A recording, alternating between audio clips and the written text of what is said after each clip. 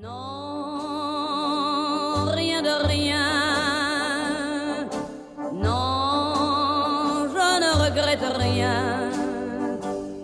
Ni le bien qu'on m'a fait, ni le mal, tout ça m'est bien égal.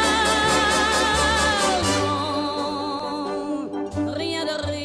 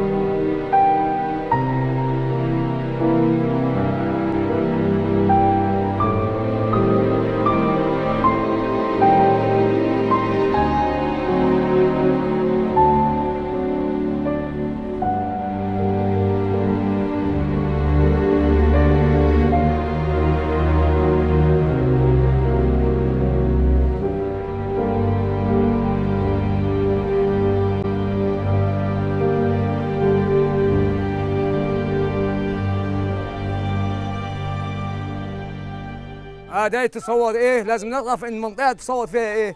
يجي يصوروا برضه ويمشوا وما حدش بيعمل اي حاجه. اهل المنطقه ناس غلابه تعبانين في كل حاجه والله. زي ما انت شايف حضرتك.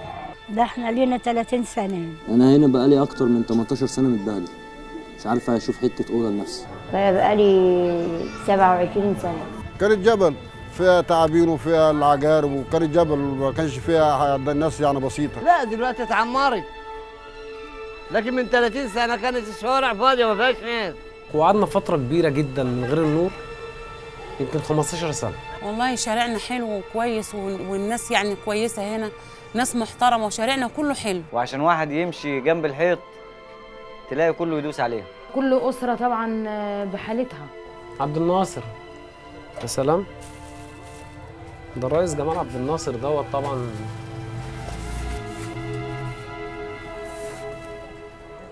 ابويا بيحبه قوي وابويا محببني فيه. والله ما اعرف، احنا هنا عيشتنا في العزبه دي زي ما انت شايف، كل واحد بيجي ياكل عيش وبيجي برضك هنا. لا احنا دخلنا في المعلومه ان بنقرا جرايد ولا حتى بنتفرج على التلفزيون في النشر. حسني مبارك برضه راجل السلام، برضه حقق لنا الامن والامان. الجهل حلو شويه عندنا. الحكومه هدت البيت ليه يا حاج؟ هدته لان في كل همهم هنا ان هي الجوه السنجه والسكينه والشتيمه وقله الادب، هي دي هنا القوه بتاعتهم. لكن عايشين وزي الفل وحلوين. ذل وهوان وتعب وشيل ميه وشيل جرف وكل حاجه. يعني كويسه، ما فيش يعني مشاكل ولا حاجه. العقارب والتعابين دي قدام البيت او داخله او جوه البيت نفسه. زوجتي خارجه مثلا تشتري حاجه ابقى انا مطمئن عليها، مش معرض ان انا في اي لحظه الاقي مثلا حد راح ساحب مطوه واخد بالك وحطها لها في جنبها وخدها ومشي. انا مرتاحه، انا متنيل، عايشه هباب. عايزين مجاري، عايزين ميه، عايزين بني ادمين تعيش. هو المنطقه حضرتك زي ما انت شايفها كده هاديه تمام، برضك في رمضان كل واحد برضك بيجري اكل عيشه، والمنطقه هاديه زي ما هي. ما هو المنطقه هنا ما هياش مقياس على رمضان ولا غير رمضان، لان المنطقه هنا بالنسبه لها سواسيه، مش فارقه معاها ربنا يعني الا من رحم ربنا.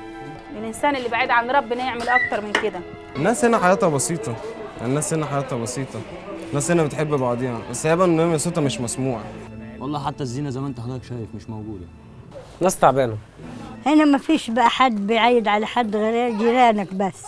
احنا هنا منسين في كل حاجه. عايزه نفسي اروح 6 اكتوبر. اسطبل عنتر اظبط خير الله.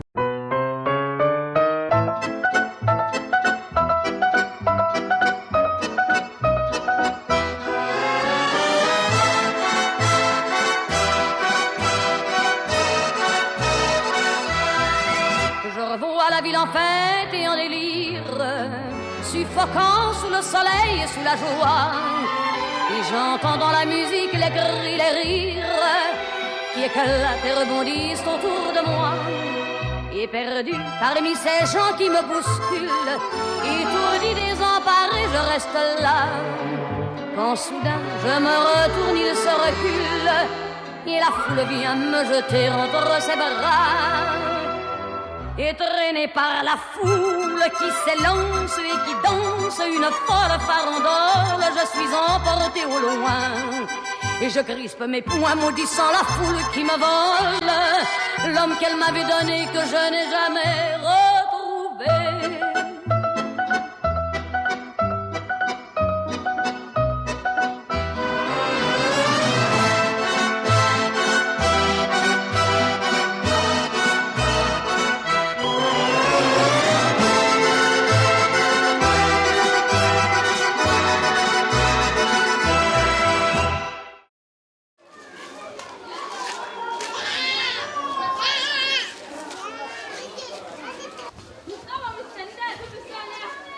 اصلا من المنيا ويعني جزء من المنيا وانا من ندى حمادي من جينا من محافظه جينا. كنت في البلد وجيت بعربيه من البلد لقيت هنا الاسطبل.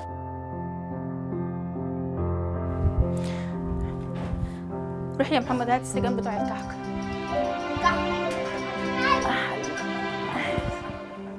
هات حاجه نغطي بيهم دول.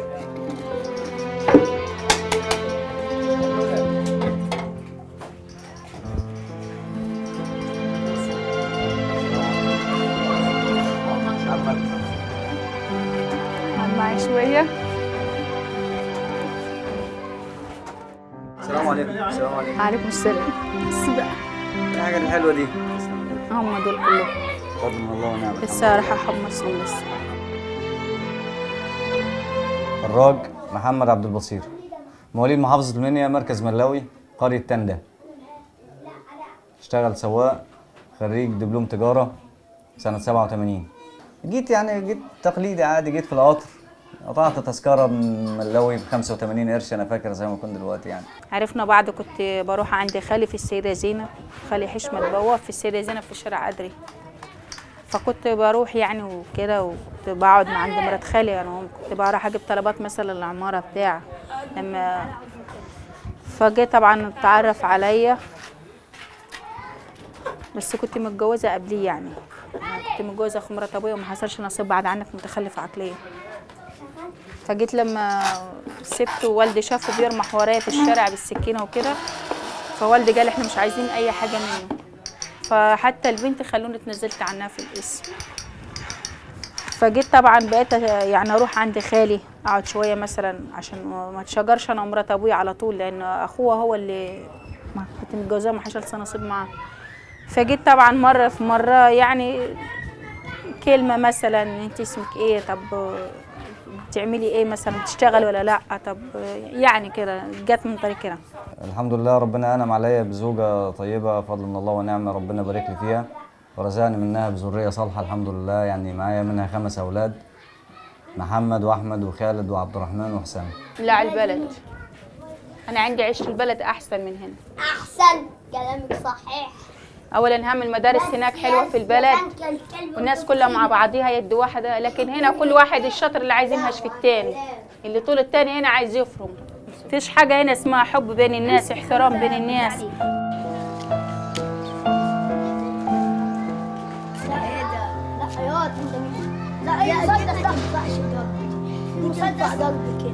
اسمه صبر عباس بلال، فاتح المحل ده من حوالي 2 سنين. بنرزق يعني، احنا يعني بنرزق هنا. الاسم سيد حسن سلطان، مقيم بقالي بتاع 23 سنه هنا، يعني من اول قبل ما بدا يعني ايه. اسمي منصور ربيع، عندي 22 سنه، بقالي هنا 15 سنه. وانا اسمي علوان، مشهور على طول الزمان هنا، بس حظ كده حلو، الحكومه ضحكت علينا وهدت لنا المحلات. انا بشتغل اديني يعني على كد حالي يعني بتعايش منها البقاله. بشتغل حلواني بتاع حلويات، بسبوسه وجلاش وكنافه وفران. زي ما انت شايف بشتغل جزمجي. والله انا ما حدش بيختار شغلانته، والله أنا اسمي محمد أحمد إبراهيم. موجود هنا بقالي سنتين في اسطبل عنتر. اسمي احمد السيد احمد عبد الله، بقالنا هنا حوالي 27 سنه. ما كانش طبعا البيوت دي كلها اللي حضراتكم شايفينها اتبنت. انا اسمي محمود علي بخيت الشريف، ساكن في المنطقه دي من قبل الزلزال، واخد بالك كان من 25 سنه او 30 سنه من قبليه. اسمي شريف عاطف، شغال ترز ملابس جاهزه اساسا من رود الفرج، وجينا هنا سنه 81. سناء مصطفى عبد الغني، حاصله على دبلوم تجاره، مقيمه طبعا بلدي مغاغه، محافظه المنيا، وانا جايه هنا طبعا علشان شغل جوزي وكده. لا انا اساسا من المنصوره يعني واتولدت في حلوان، بس جيت هنا يعني من 22 سنه، قاعد هنا يعني من زمان. ام هاشم، عندي 60 1950، عندي 4 بنات وعندي جاست بيون. حنان عقيلي ابو الحسن، شغاله مشرفه في جمعيه، امينه المراه في الحزب الوطني. عادل اسماعيل محمد احمد من اسيوط، وقاعد في عزبة خير الله ليا 30 سنه. انا اسمي محمود حسني، انا قاعد هنا بقالي بتاع 10 سنين. انا اسمي السيد صلاح كريم، السن 35 سنه. يعني باجي هنا بعد الفطار، بضيع وقت فراغ عندي لان انا وقتي كله فراغ. اسمي سيد خالد من شارع عمرو ابو العيس، شغال ميكانيكي. بشغله في الاجازه بس عشان يجيب لبس المدرسه ويعني ويجيب لبس العيد وكده، لان والده بيشتغل على تاكسي. بشتغل بعمل إثبتة كده غسيل، واهو بساعد على قد معيشتي. دي كانت اول تجربه ان انا فتحت محل بلاي ستيشن، كنت بادئ بجهازين وربنا كرمني كده بترابيزه بنج صغيره، وسنه بسنه بقى يعني جبت كمبيوتر، ويعني الحياه مشيت شويه والحمد لله. بشتغل بتاع فكهاني بتاع خضار، نبيع كيس بوزو، نبيع كيس شيبسي، اخبار حضرتك كده. لا انا عندي بوفيه صغير بتاع شاي وقهوه كده يعني. انا معايا ليسانس اداب انجلش جامعه القاهره، وخدت دورات في كلينيكال فارماكولوجي لان انا اشتغلت في مجال الصيدله، وخدت في اللابوراتوري انفستيجيشن اللي هي التحاليل، خدت في علم الاداره، وزي ما بقول لحضرتك مجالي دلوقتي في مجال الصيدله، مجال تجاره الدواء يعني. انا شغال سواق. بقول لك بجيب شيء تعيش وببيعهم. ظروفي طبعا كل واحده تبع الراجل بتاعها، تبع جوزي يعني وتبع شغله. طب احنا عايزين نقول ان احنا ايه اللي جابنا هنا، ايه اللي جابنا نعيش حياه بدائيه. المعايش بالنسبه يعني هناك في الصعيد كانت صعبه شويه، والمشاكل طبعا في الصعيد كانت كثيره. يعني انت عارف العراق بتاع البلد وكده، الطار وكده، فانا بصراحه ربنا بخاف على اولادي يعني. الصنعه هي اللي بتنفع في الزمن اللي احنا فيه دوت، فاضطريت ان ارجع لها تاني. اكل العيش هو اللي مقعدنا، اكل العيش هو اللي احنا ساكنين مش بيتنا، احنا ساكنين ب 300 جنيه في الشهر. جيت مصر عشان جوزي كان شغال هنا.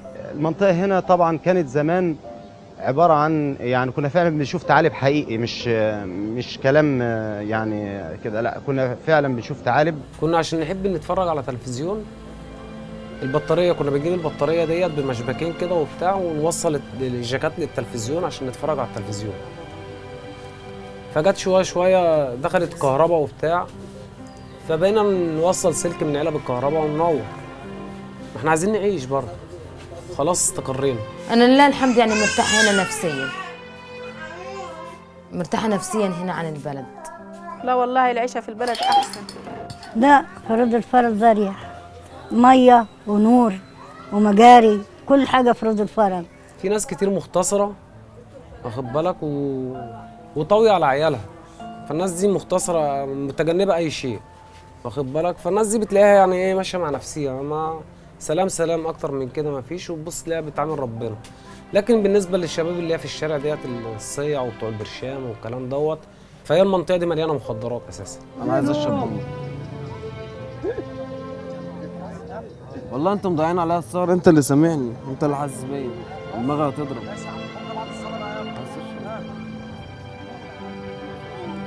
الراجل اللي وراك معاه سجارة.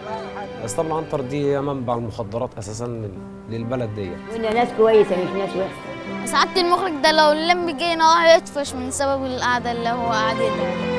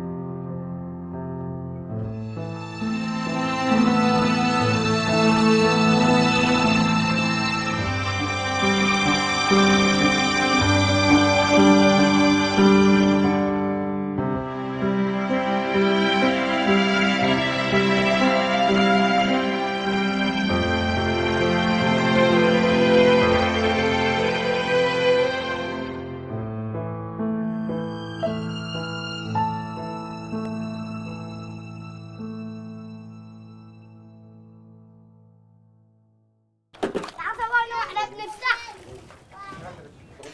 صورنا واحنا بنفتح. انا كل النهارده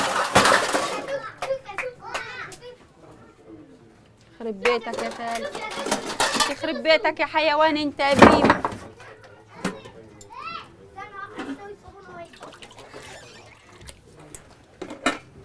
انت جاموسه جاموسه، ما تبطل التخلف اللي فيك ده. ما في الصابون اهو. طب خلي فيه شويه يا حس شويه. هجيب صابونه بربع جنيه.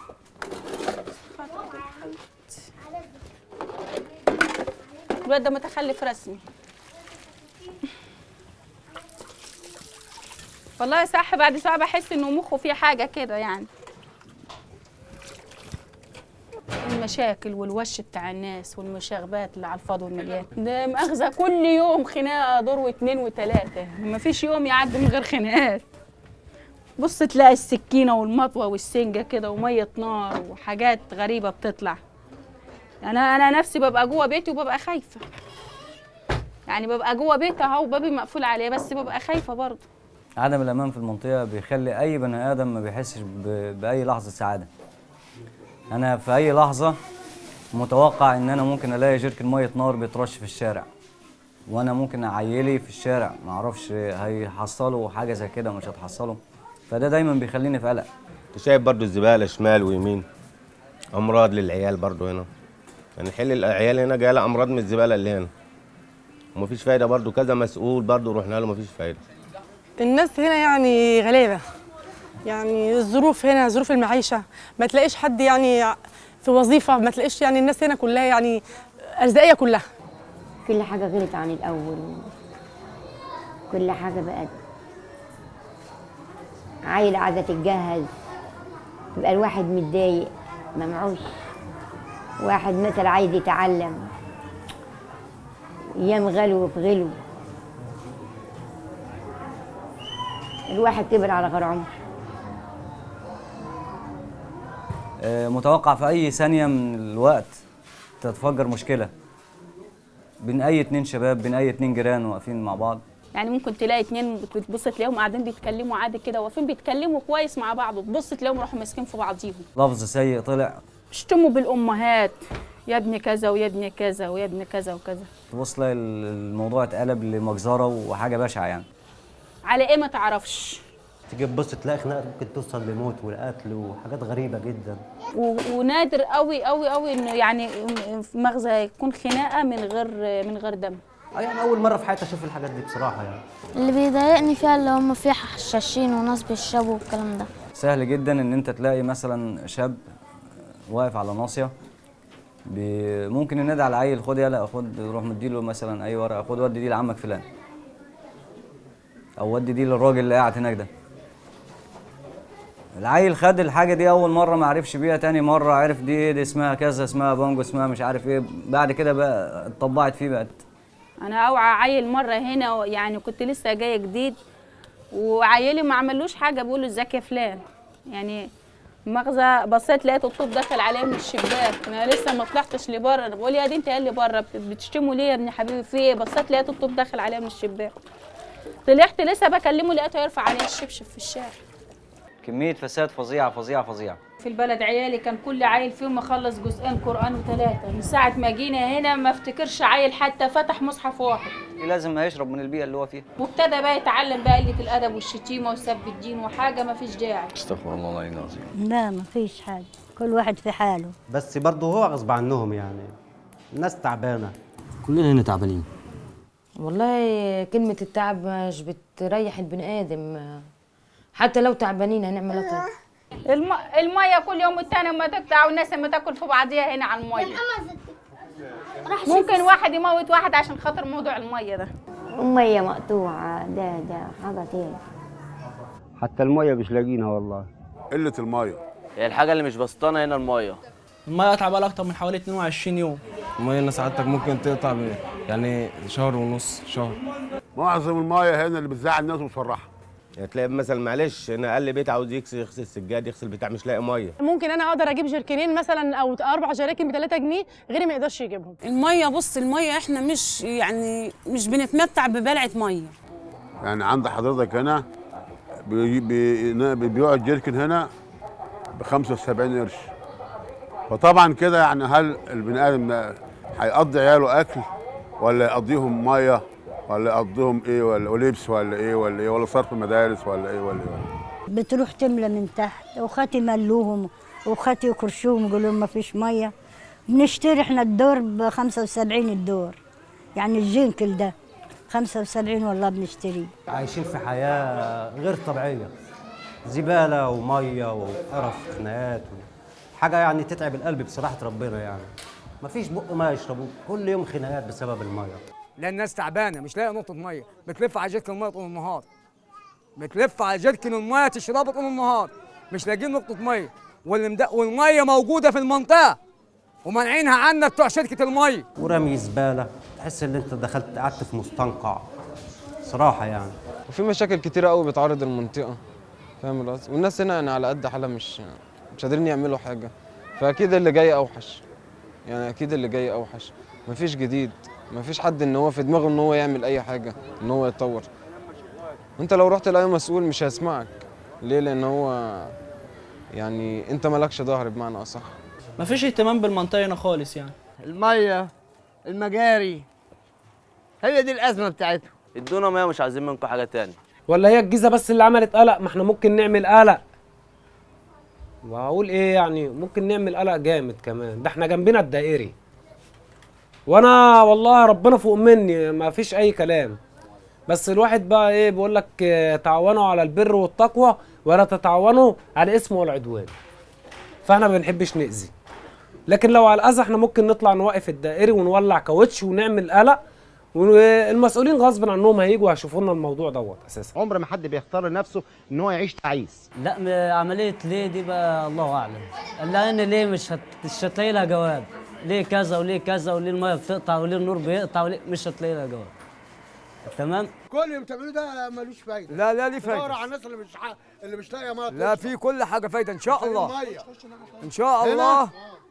مش لاقيين ميه نشرب هنا، احنا عايزين شارون بتاع امريكا. لا يبقى هنا احسن. لا يا عم الحاج، صلي على رسول الله. والله. تتكلم زي الناس، ما تتكلمش. احنا عايزين نشرب. ما تتكلمش، احنا في دوله اسلاميه ورئيسنا اسلامي، احنا لاقيين وكلهم نشرب. اسلاميه.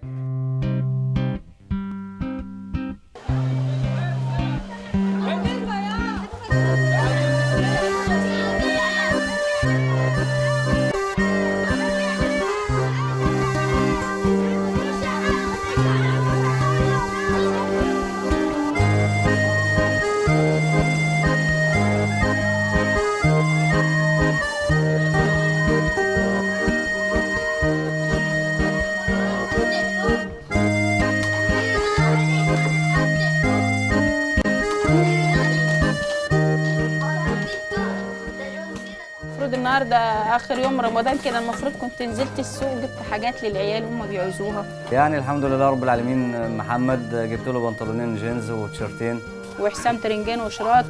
وبالنسبه لاحمد جبت له طبعا 3 بنطلونات قماش اللي هو تقيل شويه وشبه الجينز كده. وخالد واحمد جات لهم بناطيل يعني من عند ربنا، وغيارات داخليه، ملابس داخليه. يعني بشتري كل عيد، وفي مثلا عيد بيعدي علينا كده ما بقدرش اجيب لهم لبس.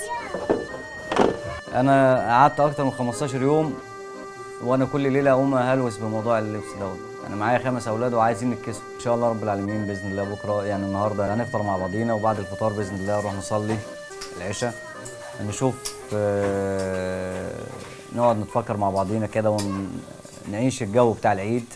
لو في اي حاجه ناقصه في البيت بيعملوها مع بعض. انا بالنسبه للاولاد بهيئهم، اللي عايز يكوي ملابسه بيكويها وبتاع.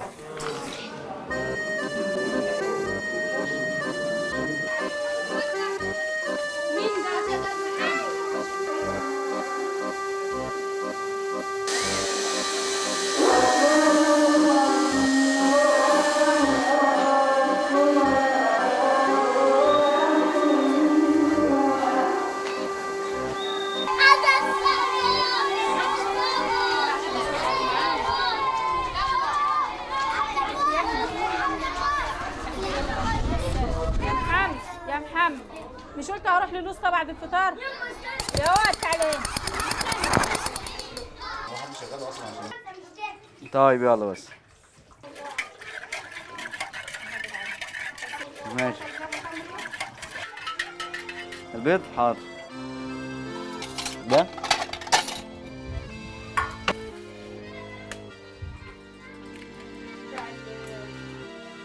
ما تكتريش شطه، ما تكتريش شطه عشان عندنا التهابات ونيلك. خدي.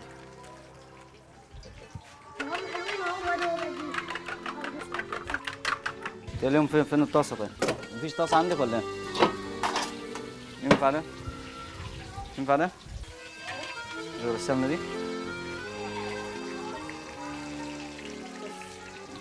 لسه يالا. في سكينه بره وفي سكينه معمق. شوف اهو ازازتين تلقى مش واحده. حاسب يا خالد، حاسب يا حبيبي. الله أكبر الله أكبر الله أكبر.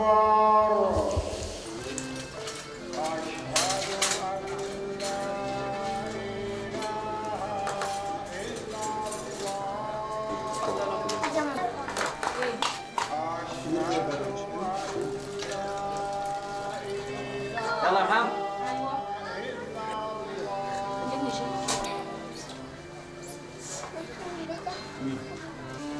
عبد دعاء الاكل ايه؟ لا ولا أنا. لا اشرب يا حبيبي. على البتاع ده بقى ده. شكرا يا حبيبي بابا. تسلم ايديك. تسلم ايديك. تسلم ايديك يا عسل. عسل. انا لازم لك معايا اقول لك صحاب.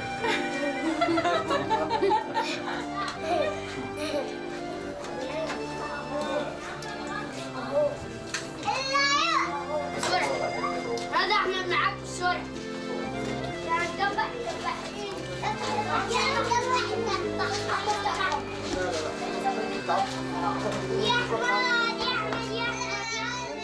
هنا رمضان ما حسناش اصلا ان هو رمضان، ما حسيتش ان هو رمضان اصلا، ما استعدتلوش، ما جبتش اي حاجه. البلد احسن بكتير. الارياف من بدايه رمضان بتحس بطبع غريب في البلد وحاله غريبه، يعني خيمت على البلد كلها. البلد كلها بتبقى عباره في الوقت ده عن بيت واحد. كل واحد قافل بابه عليه كده، بيبقى اللي بيروح البلد وبيروح يعيد هناك بيبقى احسن. ليه رمضان جميل والعيد جميل وكل حاجه والحياه هنا حلوه برضه. شهر رمضان والله الحمد لله يعني مش هيأس من رحمة ربنا، لأن دخل علينا كده. أحمد ربنا برضو إن أنا لقيت لقمة أكلتها ولقيت عيشة يعني عشتها فيها الحمد لله. يعني رمضان كله خير وكله بركة. رمضان شهر مفترج على العباد وعلى المسلمين، وربنا يعود علينا وعليك بخير. رمضان ده مش زي اللي فات، وبرضه زي رمضان اللي فات ده ما كانش زي اللي قبله، كل مدى بيقل. يعني عايشه زيها زي الايام العاديه، ما بتعملش حاجه جديده. هو طول النهار الواحد بيبقى فاكل عيش وبيجي على الفطار بيفطر برضك والحال هو. احنا ما حسناش برمضان السنه، مفيش عيله جابت فانوس رمضان السنه، مفيش، وبنرجع نقول الحمد لله وعايشين عادي. يوم زي الايام، هو يوم الوقفة زي أي يوم عادي، نظافتي غسيلي بس. يعني احنا في فروض الفرج واحنا صغيرين، يعني كنا مثلا في شهر رمضان ده كنا بنحتفل بيه طبعا قبلها بشهر ولا بشهرين، رمضان جاي ونجيب الفوانيس وبتاع، الفوانيس اللي هي الصاج دي اللي كانت بتتعمل والازاز حتى هنا العيال ما صاموش زي ما بنصوم في البلد كل سنه، بنبقى صايمين في البلد. هنا ما حد صام جو زي كل سنه. لا عادي، الناس بتتعامل مع رمضان بمرض الله، يعني صلاة وصوم بسم الله ما شاء الله. يعني في ناس كتير كويسة. والله ما بيصوموش علشان خاطر ان هم اصلا ما خدوش على الصيام. تروح الناس بتصلي وبتصوم، كله ده بيصلي وبيصوم. ربنا يجعلهم ان شاء الله يصوموا السنه الجايه، اللي ما صامش السنه دي يصوم السنه الجايه. منطقه شعبيه او منطقه عشوائيه بالتحديد مش مقياس على رمضان، يعني هو ما يعرفش يعني ايه اصلا ادميه، عشان يعرف اسلام او مسيحيه ما يعرفش يعني ايه ادميه، فمش هيعرف ايه الفرق ما بين رمضان او غير رمضان. Esgourdez rien qu'un instant la goualante du pauvre Jean que les femmes n'aimaient pas. Mais n'oubliez pas, dans la vie y a qu'une morale. Qu'on soit riche ou sans un sou, sans amour on n'est rien du tout.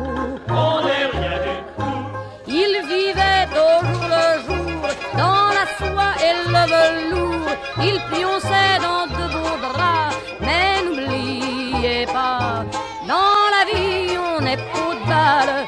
Quand notre cœur est au clou, sans amour on n'est rien du tout. On n'est rien du tout. Il becquait chez des barons, il guinchait dans les salons et lichait tous les tafias. Mais n'oubliez pas, rien ne vaut une belle fille qui partage votre ragoût. Sans amour, on n'est rien du tout. On n'est rien du tout. Pour gagner les poucaillons, il fit un méchant larron. On le salue bien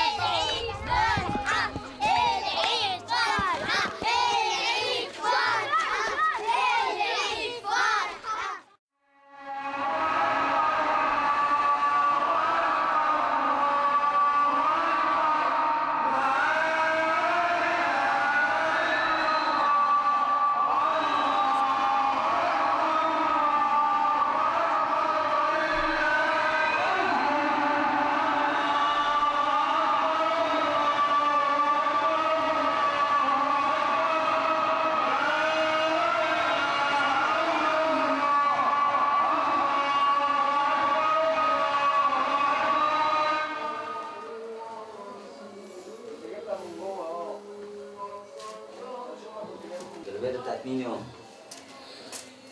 قوموا يا شباب يا شباب.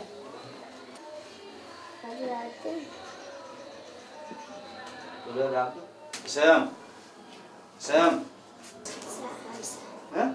الجلابيه ما هي الجلابيه مفروضه تحت دماغك. محمد نعم حاضر ثواني بس ساعد.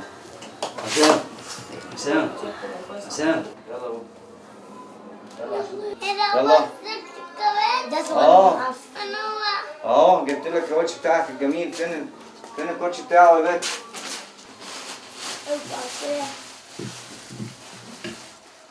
ايه رايك الجزمه بتاعت الواد محمد دي؟ حلوه؟ بتاعك انت اهو الجديد اهو. لا جبت لك، ما جبتلكش ازاي؟ شويه صح؟ شويه بس محمد ما تضايقيش في الراجل حبيبي. طب ما انا هخش. اسكت يا بنت، الكوتش بتاع عبد الرحمن ده يا حسام اجمل واحد فيهم. الكوتش بتاعه سمسم هتلبسي الجلابيه البيضاء عشان تروح تصلي. خانق معاه هو بقى. الله اكبر الله اكبر الله اكبر. قصير عليك. لا اله الا الله. يلا قول يلا. مش هقول. لا عشان العيد، عشان انا اقول في الجامع يا عم. لو هنا برضه نقول مع بعض هنا. تعالى اعمل له التيشيرت ده. وهنا برضه نقول مع بعض هنا. يلا اقف هنا كده لما نمشي مع بعض. يلا يا سام.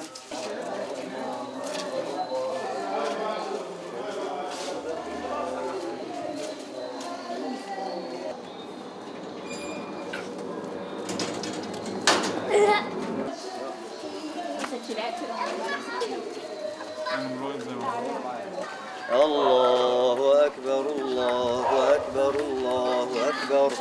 لا إله إلا الله. تعالى انتوا ليه منورنا؟ يلا قولوا معايا يلا. الله أكبر الله اكبر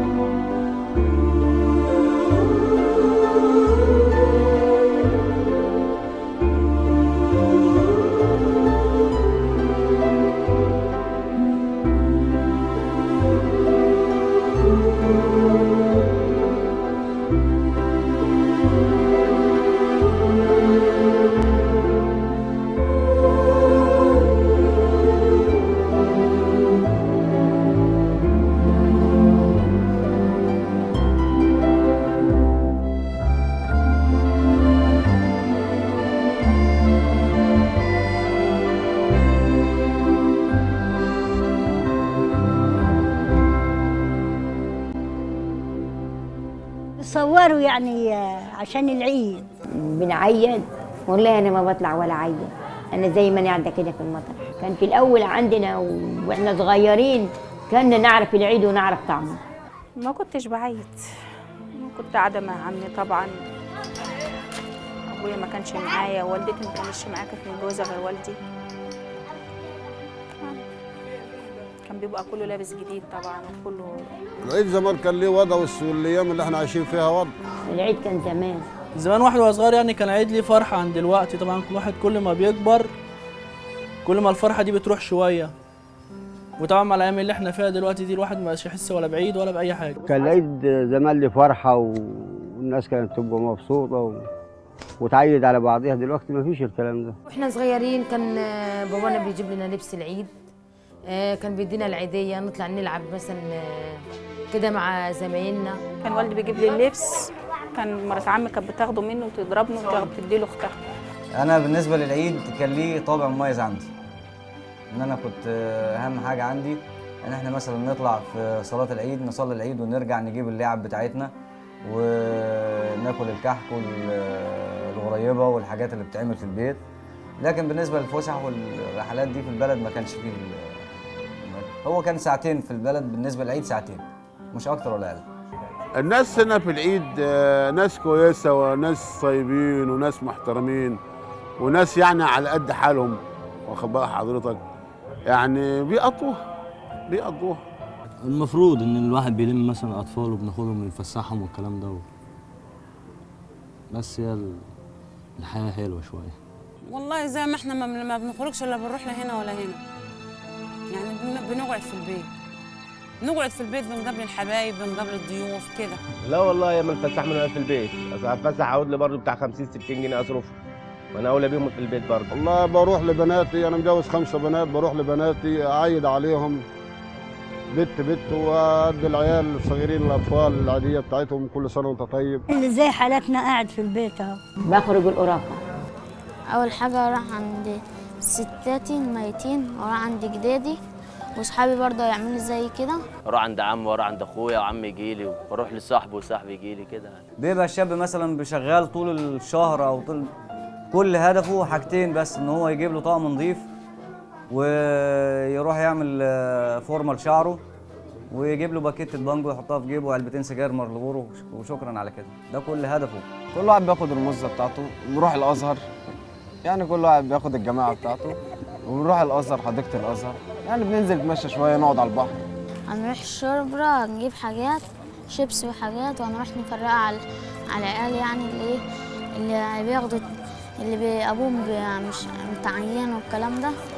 وبعد كده ايه هنروح هنيجي نتفسح وهنروح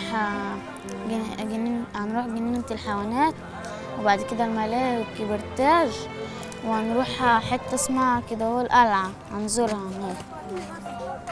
والله يوم العيد ده بيبقى يوم جميل جدا، بنفضل شغالين لحد الصبح وطبعا بنطلع بعد كده بنعايد على الناس والناس تعايد علينا ويبقى يوم جميل جدا. العيد كل سنة أنا أحيانا كنت بخرج أروح حديقة الحيوان وأوقات هنا طول الوقت هنا، يعني ممكن أقضي العيد ده هنا. هو مرة واحدة اللي عملتها في حياتي رحت القناطر.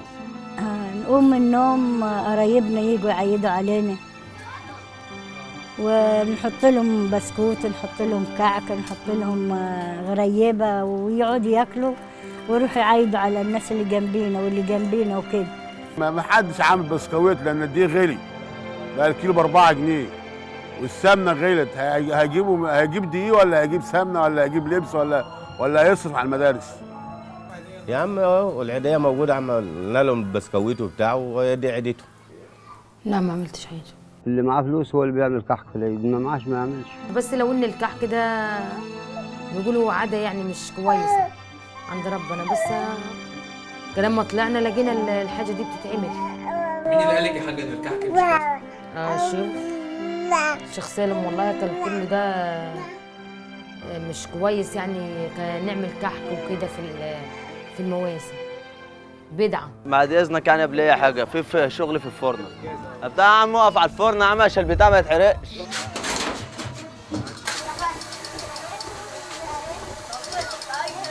لا انا هم بيجي ياخدوا من عندي مثلا السجات ويروحوا يعجنوا في البيت ويجيبوا هنا نخبز لهم على الفرن ويجي ياخدوهم وخلاص على كده. لا انا في العيد زي ما انت شايف كده سهر طول الليل وشغل طول النهار ما بننامش يعني.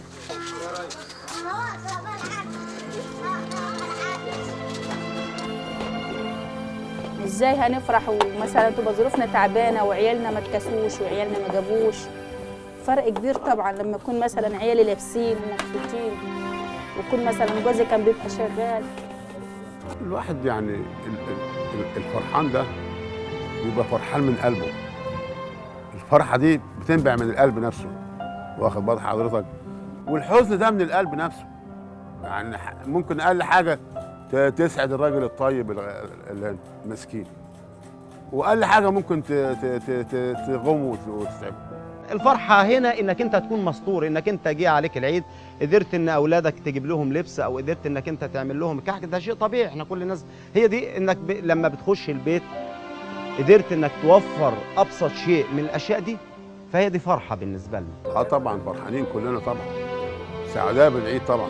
الناس بتفرح، العيال اللي بتفرح، العيال الصغيره هي اللي بتفرح بس.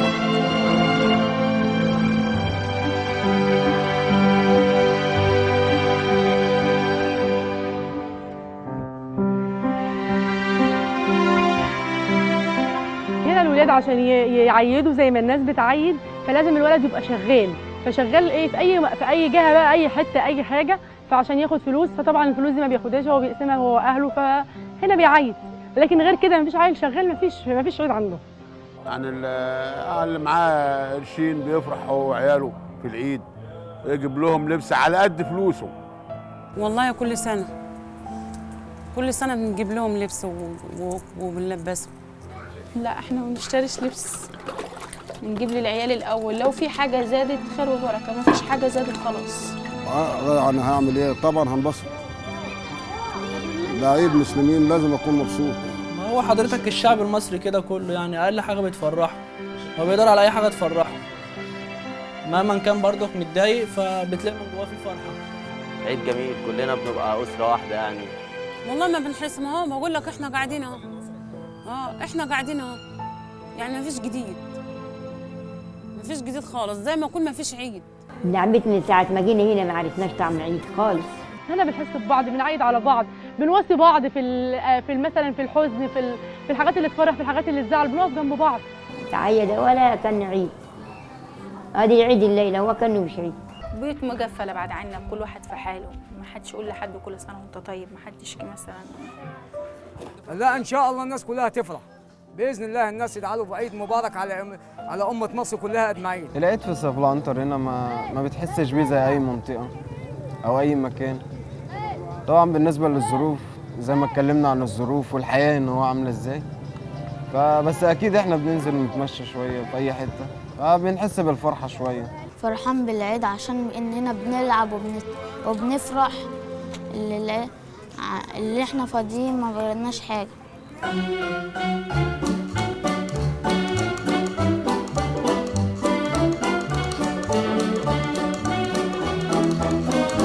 Allez, venez, Milord, vous avez l'air d'un môme, laissez-vous faire, Milord.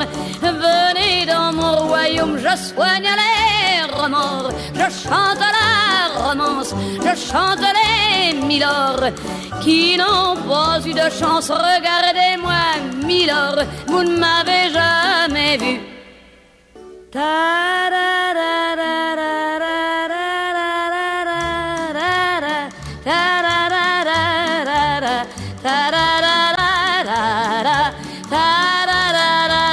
Mais oui, dansez, Milord.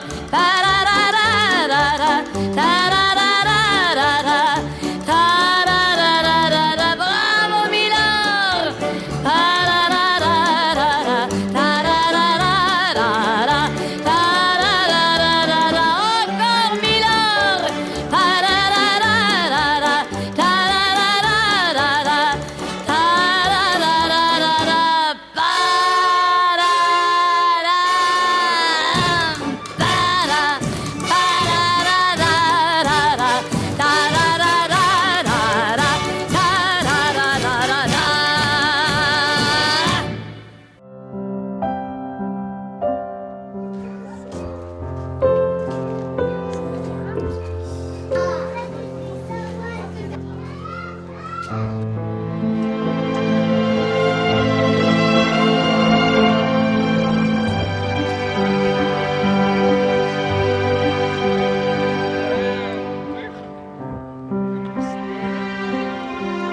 كل المطلوب او المكان اللي الواحد بيحلم بيه مكان يكون امان. اتمنى ان انا اعيش عيشه زي كده، بس طبعا عشان ما اقدرش عليها فما اقدرش ان انا اقول عايزه عيشه زي كده.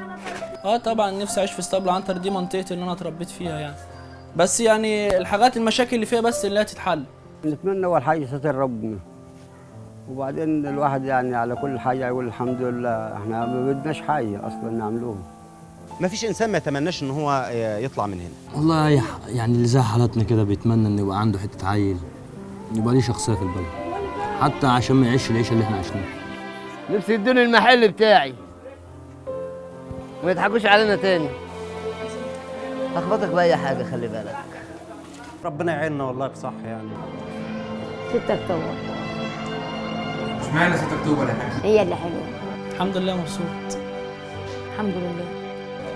بحب السبل عنتر عشان اصحابي. لا الحمد لله. الحمد لله رضا. الحمد لله، مبسوط باسرتي ومبسوط بعيلتي ومبسوط بشغلي والحمد لله. الحمد لله، اي حاجه تنفع وخلاص. مبسوطين غصب عننا. الحمد لله الحمد لله.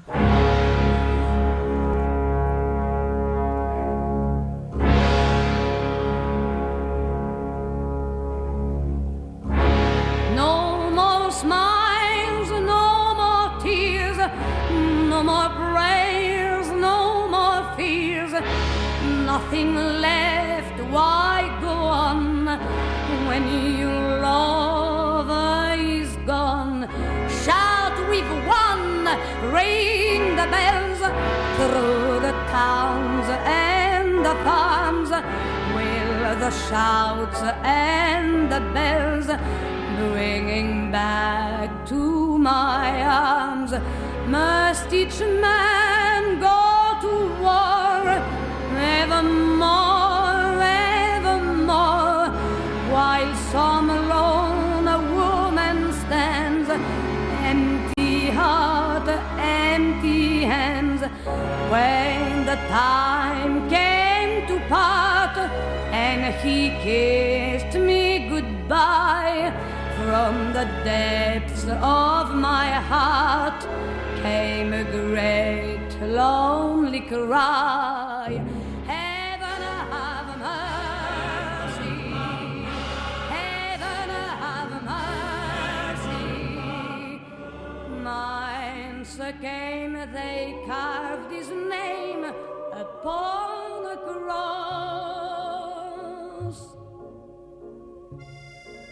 I remember the dance where we first fell in love, how we whirled around and around while the stars danced above.